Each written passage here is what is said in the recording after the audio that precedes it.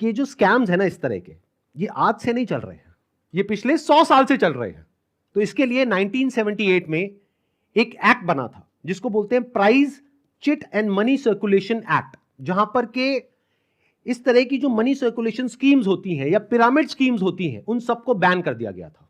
मतलब क्या कि अगर आप एक कंपनी खोलते हो और किसी से पैसा लेते हो, फॉर एग्जांपल मैंने एक कंपनी खोली, वहां पे मैंने आपसे 1 लाख रुपए लिया और आपको बोला कि आप आगे किसी को ज्वाइन करा दो, तो जब आपने किसी को आगे ज्वाइन कराया, अपने फ्रेंड को, रिलेटिव को, किसी को भी और कैसे भी, तो उसमें आपको कितना मिला? 30,000। 70,000 किसको मिला? कंपनी को। तो ये स्कीम इस तरीके से आगे बढ़ती रहती है, यानी वो जो पैसा आ रहा है वही पैसा पब्लिक से लेकर के पब्लिक में ही रोटेट कर दिया जाता है। और एक ऐसा पॉइंट आता है जब जाकर के पूरा का पूरा जो पिरामिड है ये कोलैप्स कर जाता है। तो यहां पर जो लोग टॉप पे बैठे होते हैं वो तो पैसा कमा लेते हैं, बट जो बॉटम ऑफ द पिरामिड है उन सबका पैसा डूब जाता है। और फिर या तो ये कंपनीज बंद हो जाती हैं या भाग जाती हैं पैसा लेकर के। पास्ट में ऐसा बहुत कंपनीज ने किया है, उसमें से बहुत सारी कंपनीज के जो ओनर्स हैं वो आज जेल में हैं। तो ये एक प्रॉपर स्कैम है जिसको गवर्नमेंट ने बैन किया हुआ है। फिर सवाल उठता है कि जब ये बैन है तो लोग कैसे कर रहे हैं? देखो, ध्यान से सुनो, ध्यान से समझो। आपसे अगर मैं पैसा लेता हूं और आपको बदले में कुछ नहीं देता हूं तो वो तो इलीगल है। लेकिन मान लो मैंने आपसे पैसा लिया 50,000 रुपए, बदले में आपको एक 50 रुपए का प्रोडक्ट दे दिया, तो क्या वो लीगल है? इलीगल है?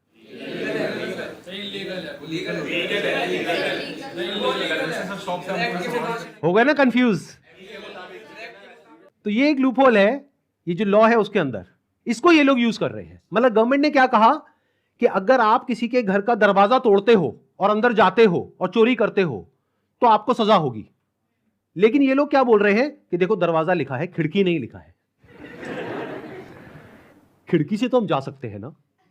तो जो कंपनीज जेन्युइन है और जो फेक है उसमें सबसे बड़ा फर्क क्या होता है कि जो प्रोडक्ट है अगर लोग उसकी वजह से ज्वाइन कर रहे हैं और वही एडवर्टाइजिंग में कहा जा रहा है, वही उसका ओनर कह रहा है, तब तो वो जेन्युइन है। मेरे हाथ में ये रिजर्व बैंक ऑफ इंडिया का सर्कुलर है। इसमें क्लियरली आरबीआई ने यानी रिजर्व बैंक ऑफ इंडिया ने कॉशन किया है public against multi level marketing activities. इसमें मैंने कुछ पॉइंट्स को हाईलाइट किया हुआ है, उसको मैं एक बार आपको एक्सप्लेन कर देता हूं। Income under such schemes majorly comes from enrolling more and more members from whom hefty subscription fees are taken rather than from the sale of products they offer। तो ये आरबीआई का कहना है। मतलब देखना ये है क्या वो जो प्रोडक्ट है और सर्विस है उसका जो प्राइस है वो मार्केट से थोड़ा ज्यादा है या बहुत ज्यादा है। इस एक्शन को हम 2 कैटेगरीज में डिवाइड कर रहे हैं। एक वो जिनके साथ में स्कैम हुआ है, एक वो जिनके साथ में नहीं हुआ है। मान लेते हैं 1 लाख लोग हैं जिनके साथ में स्कैम हुआ है, यानी कि उनका पैसा ये कंपनी मार करके बैठी है और वापस नहीं कर रही है। तो उन्हें क्या करना चाहिए? सबसे पहले जा करके एफआईआर करनी चाहिए। अगर वो पुलिस वाले एफआईआर नहीं करते हैं तो उनको ये सारे सर्कुलर्स दिखाने चाहिए कि भाई आरबीआई ने कहा है, आप ये लिख करके दे दो हमको कि आप एफआईआर नहीं कर सकते इनके अगेंस्ट। तो उन्हें एफआईआर लॉन्च करनी ही पड़ेगी। और अगर इंडिया के अलग अलग पार्ट्स में बहुत सारे लोग इस तरीके से एफआईआर लॉन्च करते हैं तो जितनी भी हायर अथॉरिटीज हैं लाइक सीबीआई एंड ईडी वो सब एक्शन में आ जाएंगी। मतलब उनको भी आइडिया लगेगा कि ये कोई छोटा मोटा स्कैम नहीं है। 50-60 साल के आदमी का होता तो मुझे इतना दर्द नहीं होता। 18-19 साल के बच्चे का है जिसकी जेब में 50 रुपए नहीं होते हैं। तो पहला क्या है, अगर आपके साथ में ऐसा कुछ हुआ है तो नंबर 1 एफआईआर लॉन्च करो। तो अब आप लोगों को क्या करना है, जिनके साथ में स्कैम हुआ है हमको ईमेल करिए। हमारा एक ईमेल आईडी है legal@sandeepmaheshwari.com। और आप लोग क्या कर सकते हैं जिनके साथ में स्कैम हुआ है, आरबीआई का हम एक लिंक यहां पर नीचे डिस्क्रिप्शन में पोस्ट करेंगे। एक तो इन सर्कुलर्स का प्लस आरबीआई के जितने भी ऑफिसेज हैं अलग अलग स्टेट्स में, वहां पर जो उनके रिप्रेजेंटेटिव्स हैं उनका।